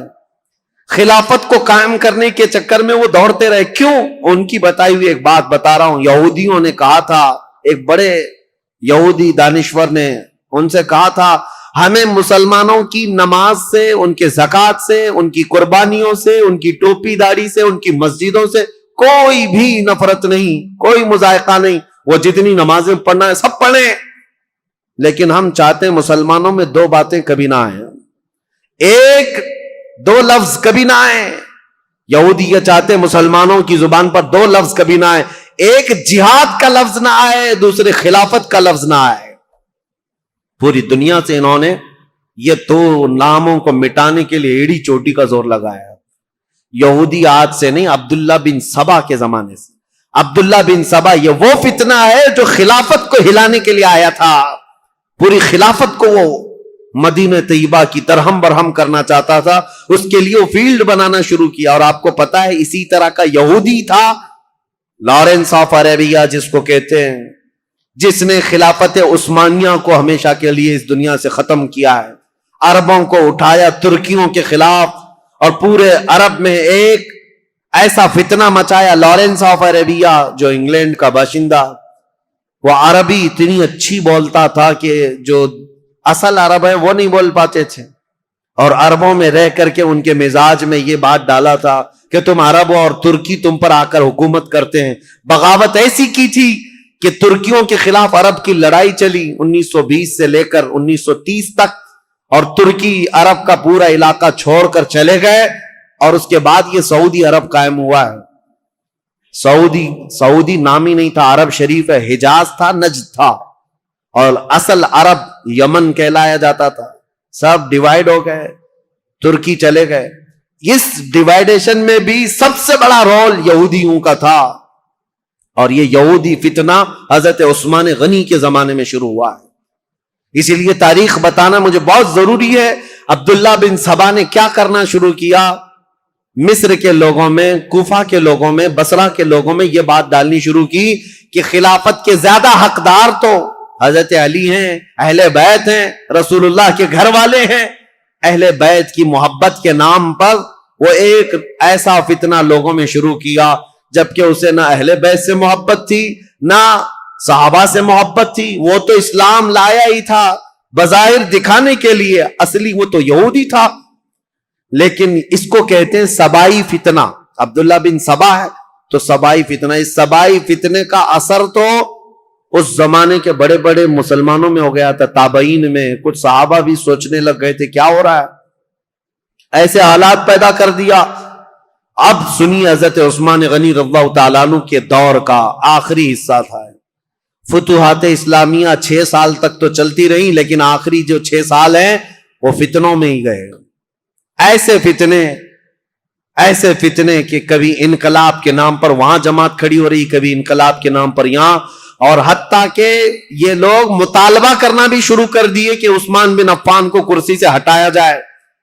لیکن مدینے میں جو صحابہ تھے وہ اس کے سخت خلاف تھے، کسی کو آواز اٹھانے نہیں دیتے تھے. مدینے میں جو صحابہ اکابر صحابہ تھے وہ جانتے تھے خلافت کو ہلانے کا مطلب ہے پورے خطہ اسلام کو ہلا دینا. پھر جو علاقے مسلمانوں کے زیر نگیں آئے ہیں وہ سب کے سب پھر واپس چلے جائیں گے. رعب و دبدبہ پورے خطوں پر ایسا قائم تھا خلیفہ وقت کا، کسی کی مجال نہیں ہوتی تھی. تو خلافت کو ہلانا مطلب اتنے بڑے خطے کو، کہاں نیشاپور، سمرقند، بخارا، قبرص، ترکی اور افریقہ کی سرزمین تک جو خلافت کا دائرہ پھیلا ہے، ایک ہی خلیفہ ہے. اور ایک پلر کو ہلانے کا مطلب سمجھتے ہیں. صحابہ جو مدینے کے تھے وہ اس باریکی کو سمجھتے تھے، لیکن جو نئے آئے ہوئے تھے، جوان لوگ تھے، یہ جوش میں اڑے جا رہے تھے، اڑے جا رہے تھے. اور اس کے بعد یہ فتنہ ابھرتا ہوا یہاں تک پہنچا کہ مصر میں عبداللہ بن ابی سرح، جس کے بارے میں بتا رہا ہوں، یہ حضرت عثمان غنی رضی اللہ تعالیٰ عنہ کا رشتہ دار بھی تھا. اس کے خلاف مصر کے بہت سارے لوگوں نے شکایتیں کی کہ یہ بہت سختی کرتا ہے، ایسا ہے، فلاں ہے. بہت ساری شکایتیں آتی رہیں. حضرت عثمان غنی رضی اللہ تعالیٰ عنہ اس وقت ان شکایتوں کی طرف نظر نہیں فرماتے تھے. یہاں تک کہ ایک بار حضرت محمد بن ابو بکر، اب سنی حضرت عثمان غنی رضی اللہ تعالیٰ عنہ کے دور کا یہ سب سے کڑوا واقعہ ہے، بہت کڑوا واقعہ. لوگ سنتے ہیں کربلا کی شہادت اور کربلا میں ہونے والے حالات، لیکن حضرت عثمان غنی کے آخری دور کا یہ واقعہ بہت ہی دردناک ہے. حضرت محمد بن ابو بکر جو صدیق اکبر کے بیٹے ہیں، یہ اور کئی صحابہ آئے مدینہ طیبہ میں. عبداللہ بن ابی سرح نے کیا کیا تھا، جتنے لوگ حضرت عثمان غنی کے پاس اس کی شکایت لے کر گئے تھے، حضرت عثمان غنی نے ڈانٹ ڈپٹ لگائی تھی ایک خط میں عبداللہ بن ابی سرح کو کہ تو اس طرح سے کر رہا ہے، توبہ کر، باز آ جا، لوگوں کے حقوق پر دست درازی نہ کر. یہ سب جو ڈانٹ لگائی تھی عبداللہ بن ابی سرح نے کیا کیا، جتنے لوگ مدینے گئے تھے سب کا قتل کروا دیا. جو حضرت عثمان غنی کے پاس شکایت لے کر کے گئے تھے، واپس آنے کے بعد ان کا قتل کروا دیا. یہ بڑا معاملہ تھا. اس معاملے کو لے کر صحابہ آئے مسجد نبوی شریف میں. صحابہ کے درمیان یہ باتیں ہونے لگی کہ اس عبداللہ بن ابی سرح کا کیا کیا جائے. تو حضرت علی کے پاس یہ بات آئی تو حضرت علی نے کہا بالکل یہ قتل کا، قصاص کا مقدمہ لے کر کے آئے ہیں. عبداللہ بن ابی سرح کو صرف معزول نہیں، اس کو قتل کرنا چاہیے. اتنے لوگوں کا قتل کیسے کیا؟ صرف شکایت کرنے کی بنیاد پر. اور دیگر صحابہ جو بڑے بڑے صحابہ، حضرت طلحہ، حضرت زبیر، یہ بہت سختی کے ساتھ حضرت عثمان سے بات کرنے لگے. حضرت سعد بن ابی وقاص گئے، انہوں نے بھی، حضرت عمرو بن عاص نے بھی، یہ بڑے اکابر صحابہ تھے، حضرت عثمان سے مطالبہ کرنے لگے کہ اتنے لوگوں کے قاتل کو آپ مصر کا گورنر کیسے بنا سکتے ہیں؟ حضرت عثمان غنی نے سب کی بات سنی، اور آپ کے اوپر یہ بار بار دباؤ ڈالا جاتا تھا، وہ آپ کا رشتہ دار ہے، اس کی وجہ سے آپ اسے معزول نہیں کرتے، بنو امیہ کا ہے اس لیے آپ اس کے گورنری سے نہیں ہٹاتے. حضرت عثمان غنی نے کہا سارے صحابہ کے اوپر میں چھوڑ دیتا ہوں، آپ جس کو مناسب سمجھے اس کو گورنر بنائیں، میں خط لکھ دیتا ہوں. تو جو صحابہ تھے انہوں نے حضرت محمد بن ابو بکر کو کہا کہ ان کو نیا گورنر بنایا جائے. اور عبداللہ بن ابی سرح کو مصر کی گورنری سے ہٹا دیا جائے۔ حضرت عثمان غنی نے لیٹر دے دیا، کہا کہ جاؤ عبداللہ بن ابی سرح کو ابھی کے ابھی معزول کر دینا اور اسے ادھر بھیج دینا، اور آپ آج سے مصر کے والی اور گورنر بن جائیں۔ حضرت محمد بن ابو بکر جب جانے لگے تو انصار اور مہاجرین صحابہ کی ایک جماعت بھی آپ کے ساتھ جا رہی تھی کہ مصر کے حالات دیکھیں یہ امپلیمنٹ ہوتا ہے یا نہیں، اور مصر کے لوگوں کو سمجھائیں جو ابھی ابھی انقلاب نام سے اٹھے ہوئے ہیں، جن کو بلوائی کہتے ہیں، وہ کسی کے سمجھ میں بھی نہیں آتا۔ آج تک یہ ایجپشن ویسے ہی ہیں، ان کی کھوپڑی ہٹی رہتی ہے۔ یہ فرعونوں کے دور کے لوگ ہیں، فرعون ان کو ڈنڈے سے سیدھا کرتا رہا ہے۔ آج تک ایسی سخت قسم کی طبیعت رکھنے والے لوگ ہیں۔ ان کو سمجھانے کے لیے انصار اور مہاجرین صحابہ کی ایک پوری جماعت گئی۔ آپ سنیے ہوا کیا۔ حضرت عثمان غنی رضی اللہ تعالیٰ عنہ کے گھر میں پلتا تھا مروان بن حکم نام سے۔ یہ مروان بنو امیہ کا ایک شخص ہے، حضرت عثمان غنی کے خاندان میں رشتہ دار میں، لیکن صحیح آدمی نہیں تھا، عیاش طبیعت کا۔ مروان بن حکم حضرت عثمان غنی کے گھر پر رہتا تھا۔ یہ صحیح آدمی نہیں تھا، یہ ذہن میں رکھ لیں آپ۔ اس نے کیا حرکت کی، کتنی بڑی حرکت کی، پوری تاریخ میں یہ چیز موجود ہے۔ ایک طرف عبداللہ بن سبا نے فتنہ مچا دیا تھا پوری جگہ پر، لوگوں میں ورغلا دیا تھا اور نئی جماعت پیدا کرنے کے فراق میں تھا، اور اس کے بعد ادھر مروان بن حکم اور بنو امیہ کی کچھ حرکتیں ایسی، ادھر عبداللہ بن سرا مصر میں فتنہ، قتل کر دیا حضرت عثمان غنی کے خاندان پر، بڑے الزامات آ رہے تھے۔ لیکن صحابہ جانتے تھے عثمان بن عفان کی طہارت کیا ہے، ان کی پاکیزگی کیا ہے، ان کے اخلاق کیا ہے، اسی لیے سب سے پہلے میں نے ان کی فضیلتیں آپ کے سامنے رکھی تاکہ کسی کے ذہن میں یہ بات نہ آنے پائے حضرت عثمان غنی کیا ایسا کرتے تھے ویسا کرتے تھے۔ سب سے پہلے میں نے آپ کو ان کے فضائل سنائے، کسی ذہن میں شک و شبہ بھی نہ آئے، وہ رسول اللہ کے داماد ہیں، میرے آقا کے انتخاب ہیں، سابقون الاولون میں سے ہیں۔ حضور نے ان کے متعلق فرمایا عثمان کو اب اس کے بعد کوئی عمل نقصان نہیں پہنچا سکتا۔ بہرحال حضرت محمد بن ابو بکر جا رہے ہیں، کہاں؟ مصر جا رہے ہیں گورنری لینے کے لیے، اور انصار مہاجری صحابہ کے ساتھ جا رہے ہیں۔ ابھی 2-3 منزلیں طے کیے ہوئے تھے کہ ایک حبشی غلام کو اونٹنی پر بہت تیز رفتار دوڑتے ہوئے انہوں نے دیکھا۔ یہ انصار مہاجرین صحابہ کی جماعت دیکھا، وہ مشکوک لگ رہا تھا، یا تو وہ کسی کا قاصد تھا یا تو کسی کا بھاگا ہوا غلام تھا۔ صحابہ نے اسے پکڑ لیا، پوچھا کہاں جا رہے ہو؟ کہا خلیفہ اسلام امیر المومنین عثمان ابن عفان کا پیغام لے کر میں مصر کے گورنر کے پاس جا رہا ہوں۔ جو صحابہ تھے انہوں نے کہا مصر کے جو گورنر ہیں وہ یہاں ہیں، محمد بن ابو بکر، بات کرو کیا ہے؟ کہا نہیں، ان کے متعلق نہیں ہے وہ پیغام، ان کے متعلق نہیں ہے، یہ گورنر نہیں ہے۔ وہ پھر بھاگنے لگا تو اس کی تلاشی لی گئی، اس کے پاس کچھ نہیں ملا، اس کی ساری چیزیں تلاشی لی گئی، کچھ نہیں ملا۔ اور وہ تھوڑا آگے گیا تھا، حضرت محمد بن ابو بکر کو شک ہوا کہ کچھ تو ہے، یہ اس قدر مشکوک انداز میں کیوں جا رہا ہے۔ اس کو پھر سے پکڑا، اس کے پانی کا جو مشکیزہ تھا وہ بالکل سوکھا تھا، اس کو ہلایا تو اس کے اندر کوئی چیز تھی، اس کو پھاڑ دیا تو دیکھا ایک خط تھا مہر لگا ہوا، اور پہلے جو خط ہوتے تھے اس کو ڈامر جیسی ایک چیز آتی تھی، وہ لگا کر کے سیل بند کر دیا جاتا تھا، کوئی نہیں کھول سکتا، اور یہ سیل بند خلیفہ کا لیٹر ہوا کرتا۔ حضرت محمد بن ابو بکر وہ خط لے کر کے آئے، اور سارے صحابہ کی جماعت تھی، انصار اور مہاجرین کی، جو ابھی مصر جا رہے تھے، ان کے بیچ میں وہ خط لا کر کے کہا کہ کیا میں اس کو کھول کر کے پڑھوں؟ سبوں نے کہا کھول کر کے پڑھو۔ حضرت عثمان غنی سے ملاقات کیے ہوئے ابھی 1-2 دن ہوئے اور اتنی جلدی کوئی پیغام آیا؟ کھول کر کے جب خط پڑھا اس میں لکھا ہوا تھا عبداللہ بن ابی سرح کے نام، خلیفہ اسلام امیر المومنین عثمان بن عفان کی طرف سے یہ خط ہے کہ اے عبداللہ بن ابی سرح، جیسے ہی محمد بن ابو بکر مصر آئے تو اسے قتل کر دینا، اور جو لوگ تیری شکایت لے کر کے آئے تھے ان کو کسی ہیلے بہانے سے مار دینا، ختم کر دینا، اور مدینے سے ایک جماعت جا رہی ہے، ان کو ادھر ادھر منتشر کر دینا، اور تم اپنی گورنری پر برقرار رہنا۔ فقط سلام کے بعد حضرت عثمان بن عفان کی مہر لگی ہوئی۔ یہ کتنا بڑا واقعہ ہے. حضرت عثمان غنی کی مہر لگی ہوئی ہے.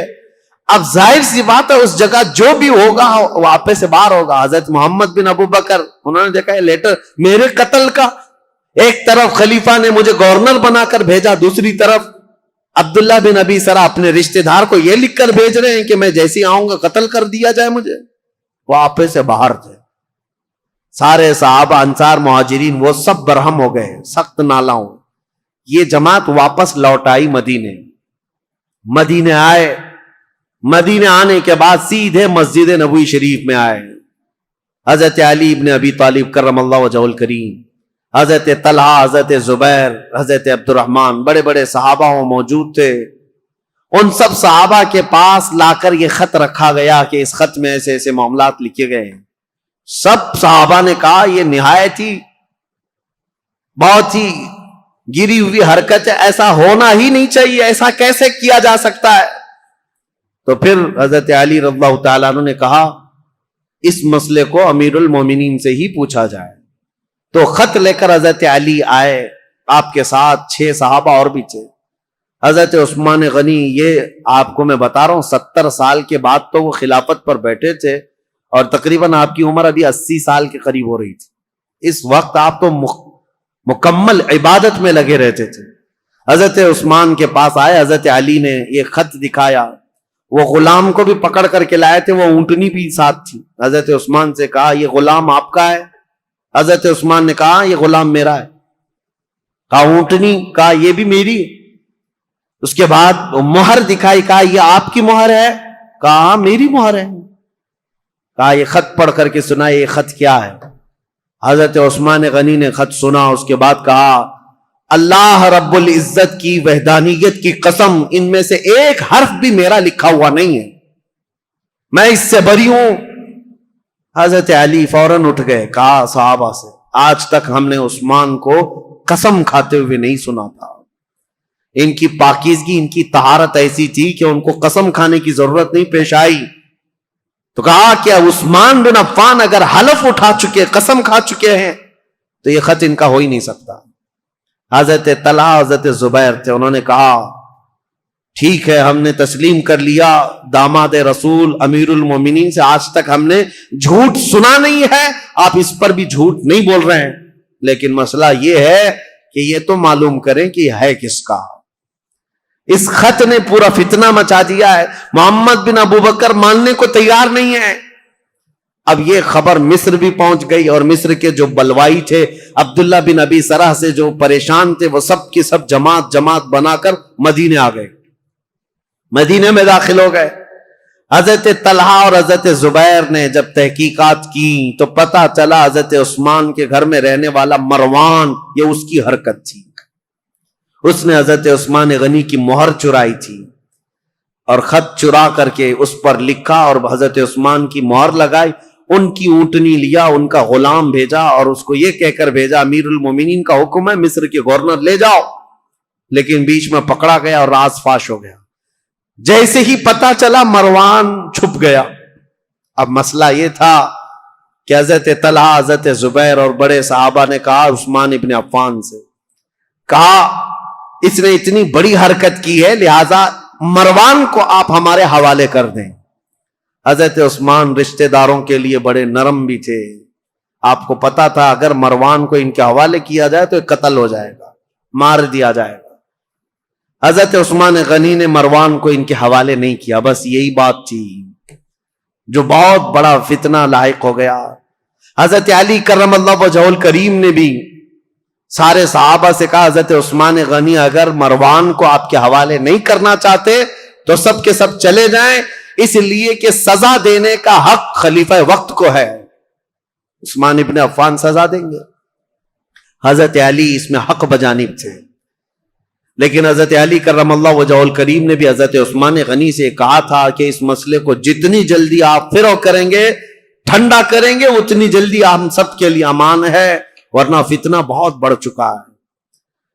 اب حضرت عثمان غنی رضی اللہ تعالیٰ عنہ سے جب صحابہ نکل گئے تو یہ مصر کے جتنے بلوائی تھے یہ سب کے سب حضرت عثمان غنی کے گھر کے اطراف محاصرہ کر لیے اور حضرت عثمان غنی کے گھر کے اطراف کیوں کھڑے تھے؟ صحابہ پوچھتے تو یہ کہتے مروان ان کے گھر میں چھپا ہوا ہے، جب بھی نکلے گا ہم اسے ماریں گے، ہم خلیفہ وقت کے خلاف نہیں ہیں، مروان کو ہمارے حوالے کرے۔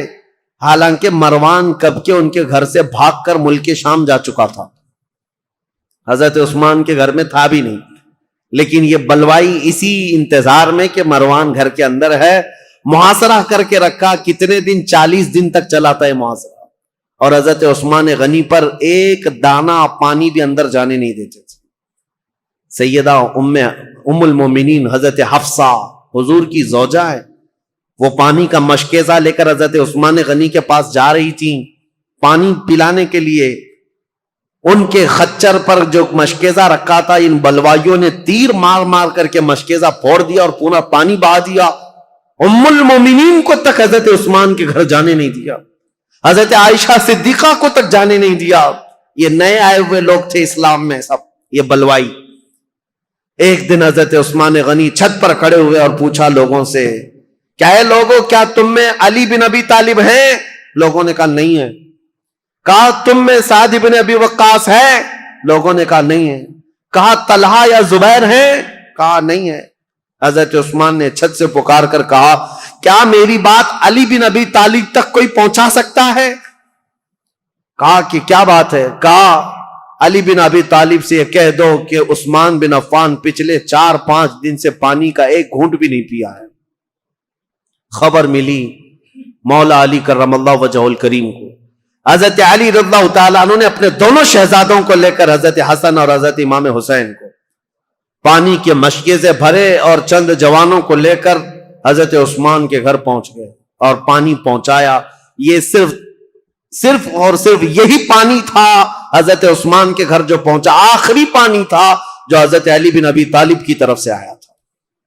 میرے عزیزو، یہ باتیں اس لیے بھی بیان کرنا ضروری ہے کہ لوگ ایسی چیزیں کنٹروورسی بیان کرتے ہیں کہ حضرت علی میں حضرت عثمان میں نہیں بنتی رہی ہوگی، اور انہوں نے ایسا کیا ہوگا۔ نہیں، حضرت علی کی نہیں بنتی تھی، حالانکہ حضرت عثمان کے گھر کے دروازے پر پہرا دینے کے لیے امام حسن اور امام حسین کو کھڑا کیا گیا تھا، اور عبداللہ بن زبیر، حضرت زبیر نے اپنے بیٹے کو کھڑا کیا، حضرت طلحہ نے اپنے بیٹے کو کھڑا کیا ہے، بڑے بڑے صحابہ نے اپنے اپنے بیٹوں کو حضرت عثمان کے گھر کے دروازے پر کھڑا کیا ہے، اور یہ تنبیہ کی تھی یہ بلوائی مصر کے کہیں رات کے وقت یا کہیں انجانے میں عثمان بن عفان کے گھر میں داخل نہ ہو جائیں اور کہیں ان کو نقصان نہ پہنچائیں۔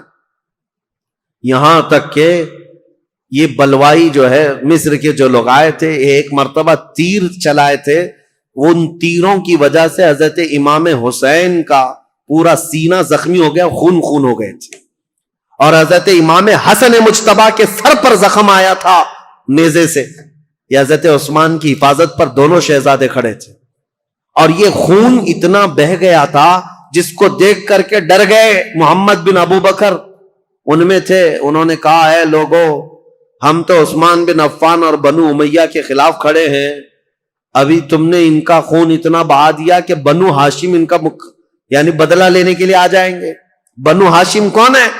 رسول اللہ کا خاندان، اور امام حسن اور امام حسین جب زخمی ہو گئے ہوں تو رسول اللہ کا جو خاندان ہے بنو ہاشم، وہ تو بدلہ لینے کے لیے آ جائیں گے۔ محمد بن ابو بکر نے کہا، معاملہ سب الٹ جائے گا، عثمان بن عفان کو کوئی دیکھے گا ہی نہیں، حسن اور حسین جو زخمی ہوئے اس کا بدلہ لینے کے لیے قوم ہم پر ٹوٹ پڑے گی، اس لیے اس کام کو جلدی کر دو۔ محمد بن ابو بکر اور چند لوگ چھت پھلان کر کے حضرت عثمان غنی کے گھر کے اوپر سے اندر داخل ہوئے۔ اس وقت سیدنا عثمان بن عفان قرآن کی تلاوت کر رہے تھے، قرآن پڑھ رہے تھے، اور رسول کریم صلی اللہ تعالی علیہ وسلم کو ایک دن پہلے خواب میں دیکھا تھا۔ نبی پاک صلی اللہ تعالی علیہ وسلم کو خواب میں دیکھ کر پھوٹ کر رونے لگے حضرت عثمان۔ کہا، یا رسول اللہ، وہ قوم جس کو میں نے بیر روما وقف کر دیا تھا جب مدینے میں کسی کے پاس پانی نہیں تھا، میں نے ان کے لیے پانی وقف کیا، آج وہ قوم مجھے پانی نہیں دے رہی۔ نبی پاک صلی اللہ تعالی علیہ وسلم نے حضرت عثمان سے کہا، کیا ہے عثمان، تھوڑا اور برداشت کر لو، کل میرے ہاتھ سے پانی پیو۔ حضرت عثمان کہتے ہیں حضور کو خواب میں اتنا دیکھنے کے بعد تسلی ہو گئی. 40 دن کا محاصرہ چلا ہے حضرت عثمان کے ساتھ, 40 دن کا, وہ 40 دن روزے سے گزرے.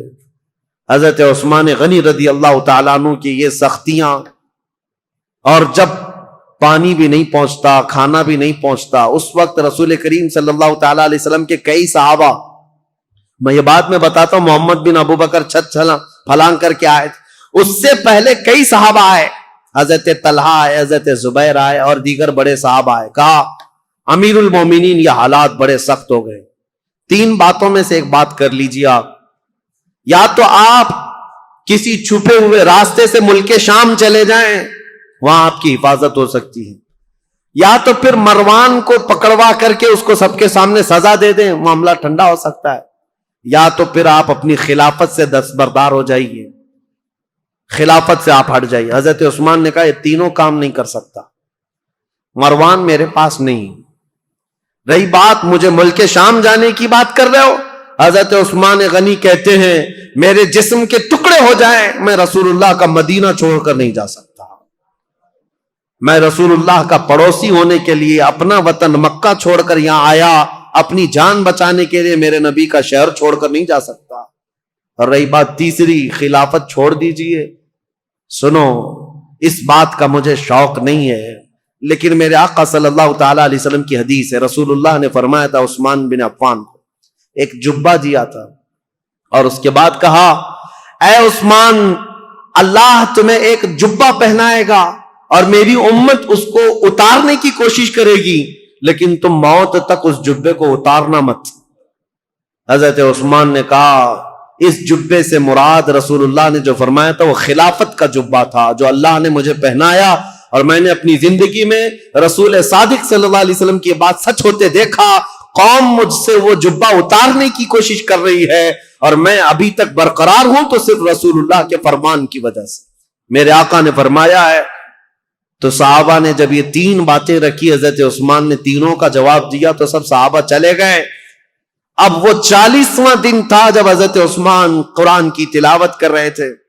حضرت حسن, حضرت امام حسین, حضرت عبداللہ بن زبیر, حضرت طلحہ کے بیٹے, یہ سب دروازوں پر کھڑے تھے, لیکن چھت سے یہ لوگ داخل ہو گئے.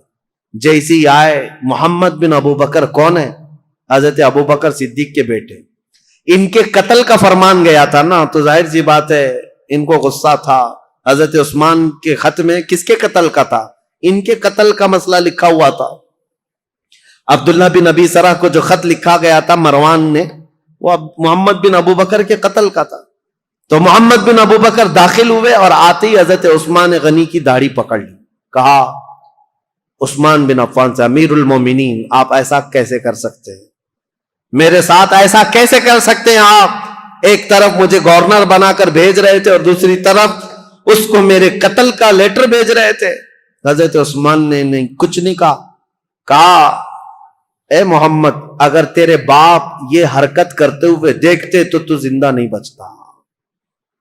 وہ ڈر گئے محمد بن ابو بکر, کیونکہ حضرت ابو بکر صدیق اگر دیکھ لیتے اس بات کو. حضرت عثمان نے صرف اتنا جملہ کہا اگر تیرے باپ ہوتے تو میری داڑھی تک تیرا ہاتھ نہیں آ سکتا تھا. تو حضرت محمد بن ابو بکر ان کے ہاتھ پر کانپنے لگ گئے, پیچھے ہو گئے, اور اس کے بعد دروازے پر جا کر زور زور سے توبہ کرنے لگے, مجھ سے کیا ہو گیا, اور گھر سے باہر نکل کر کے آئے. لیکن حضرت محمد بن ابو بکر کے ساتھ جو مصر کے 2 بلوائی آئے تھے, انہوں نے اپنے نیزے سے حضرت عثمان کے سینے پر مار کر کے ان کو شہید کیا. انا للہ و انا الیہ راجعون. سیدنا عثمان بن عفان رضی اللہ تعالیٰ عنہ کو جس وقت شہید کیا گیا, آپ کا خون نکل کر کے قرآن کے ورقوں پر پڑا تھا, اور جس آیت پر پڑا تھا وہ یہ تھی فَسَيَكْفِيكَهُمُ اللَّهُ, اللہ ان لوگوں کے لیے کافی ہو جائے گا, اللہ ان کے لیے کافی ہو جائے گا. صبغۃ اللہ ومن احسن من اللہ صبغہ, اللہ کا رنگ سب سے بھاری رنگ ہے, اس سے بہتر رنگ کس کا ہے؟ اس آیت پر وہ خون کے قطرے پڑے تھے. وہ قرآن پاک آج بھی ترکی میں موجود ہے. حضرت عثمان غنی کا تلاوت کرنے والا جو قرآن تھا, میرے عزیزو, یہاں شہادت عثمان بن عفان ہو گئی. اتنا قتل ہوتے ہی آپ کی جو بیوی اس وقت موجود تھی نائلہ، یہ چھت پر کھڑی ہو گئی اور چیخ کر کے لوگوں کو خبر دینے لگی امیر المومنین قتل ہو گئے، امیر المومنین قتل ہو گئے۔ آواز سن کر کے صحابہ تیزی سے دوڑنے لگ گئے مسجد نبوی کے آس پاس، سب صحابہ جمع ہونے لگے۔ حضرت علی کرم اللہ وجہہ الکریم کی بات پھر میں بتاؤں، حضرت علی باہر کہیں گئے ہوئے تھے، آپ کو خبر دی گئی تو سر پٹ دوڑاتے ہوئے گھوڑے کو اس طرح سے مدینے آئے تھے، اور آتے ساتھ سب سے پہلے حضرت علی کرم اللہ وجہہ الکریم نے حضرت عثمان کو قتل ہوتے ہوئے دیکھا تھا، مقتول پڑے ہوئے تھے، تو آتے ساتھ سب سے پہلے حضرت امام حسن کو ایک تماچا لگایا، امام حسین کے سینے میں گھونسا مارا اور کہا کیا میں تم دونوں کو عثمان بن عفان کی حفاظت کے لیے نہیں کھڑا کیا تھا؟ دونوں شہزادے رو پڑے اور کہا بابا جان ہم نے ان کی حفاظت میں کوئی کمی نہیں کی، یہ بلوائیوں نے چھت کو پھاڑ کر کے حضرت عثمان کے گھر میں داخلہ لیا ہے اور ہمیں اس بات کی خبر نہیں تھی، اگر انہیں ہمارے درمیان سے جانا ہوتا تو ہم کسی کو زندہ نہ چھوڑتے۔ حضرت علی کرم اللہ وجہہ الکریم سے دوسرے صحابہ نے کہا آپ اپنے شہزادوں کا مواخذہ نہ کریں، اس لیے کہ یہ سارے اپنی حفاظت کے کام مکمل کما حق ادا کرتے رہے۔ اس کے بعد حضرت محمد بن ابو بکر کو طلب کیا حضرت علی نے، حضرت علی جلال میں تھے، پوچھا محمد بن ابو بکر کہاں ہے، بلایا اور ان کو پکڑ کر کے لائے اور کہا کیسے تم داخل ہوئے؟ کہا یہ میری غلطی تھی، چھت کے اوپر سے میں داخل ہوا۔ کہا تم قاتل ہو عثمان بن عفان کے؟ کہا اللہ کی قسم میں عثمان بن عفان کا قاتل نہیں ہوں، میں بالکل انہیں قتل نہیں کیا۔ جیسے ہی میرے ہاتھ ان کی داڑھی تک گیا انہوں نے میرے باپ کا نام یاد کیا اور مجھے غیرت ایسی آئی کہ میں کھڑا نہ ہو سکا اور ان کے دروازے پر کھڑے ہو کر کے میں نے سچی توبہ کی ہے۔ حضرت علی کرم اللہ وجہہ الکریم نے ان کی باتیں سنی، اتنے پر کافی نہیں، ان کا ہاتھ پکڑ کر گھر میں لے گئے اور امیر المومنین عثمان بن عفان کی جو اہلیہ تھی ان کو طلب کیا، جو زوجہ تھی وہ گھر میں اندر تھی، بلایا اور کہا کیا عثمان بن عفان کے قاتل یہ ہے؟ ان کی زوجہ نے کہا نہیں، یہ گھر میں اندر آتے ہوئے تو ان کو میں نے دیکھا ہے اور انہوں نے قتل نہیں کیا، یہ جتنی باتیں کہہ رہے ہیں وہ سچ ہے، انہوں نے داڑھی بھی پکڑی تھی، میرے شوہر نے ان سے کہا بھی تھا ابو بکر ہوتے تو یہ نہیں ہوتا، تو یہ چھوڑ کر چلے گئے تھے، یہاں تک کہ حالات کی میں شاہد ہوں کہ یہ چھوڑ کر گھر سے نکل گئے تھے، لیکن ان کے ساتھ دو لوگ آئے تھے مصر کے رہنے والے لوگ، میں انہیں جانتی نہیں، انہیں پہچانتی نہیں، ان دونوں نے قتل کیا ہوگا، ان کے علاوہ کوئی وہاں عینی گواہ نہیں تھا، عینی شاہد نہیں تھا، آئی وٹنس نہیں تھا حضرت عثمان غنی کو قتل ہوتے ہوئے دیکھا ہو کسی نے۔ حضرت علی کرم اللہ وجہہ الکریم باہر آئے، یہ اسلام میں پیدا ہونے والا سب سے پہلا فتنہ تھا۔ حضرت سعد بن ابی وقاص نے کہا اسلام کا دروازہ فتنوں کے لیے کھول دیا گیا ہے، عثمان بن عفان کے قتل کے ساتھ اب یہ دروازہ قیامت تک نہیں بند ہو سکتا۔